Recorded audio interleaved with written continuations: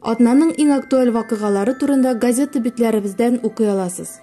Тукай мәңге йөрәкләрдә. Азнакай шәһәренең Тарсус паркында бөек шагыйрыбыз Габдулла Тукай һәйкәле янында зур бәйрәм узды. Сагышларга салган афәт. Һәр елны 26 апрельдә илебездә радиация авариялары корбаннарын искә алу көне билгеләп үтелә. Ир-егетнең изге бурычы. Район хакимиятендә контракт хезмәте буенча түгәрәк өстәл сөйләшүе үтте.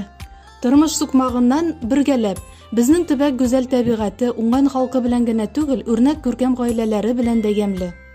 Татар малайлары һәм кызлары белән горурланырлык. Азнакайның 21-нче Сандугач балалар бакчасы базасында Татар малае татар кызы бәйгесендә җиңүчеләрне бүләкләү тантанасы узды. Дублер көнен көтеп алдылар. Җирле үзидарә көне алдыннан гадәттәгечә быел да районыбызда дублер көне үткәрелде. Әлеге һәм башка материалларны шулай ук аш-су рубрикасында тәмле рецептлар, атна телепрограммасы, намаз вакытлары, кайнар котлау, бакча киңәшләре, файдалы реклама буларның барысы белән дә Маякның яңа гына чыккан җомга саныннан укып таныша аласыз.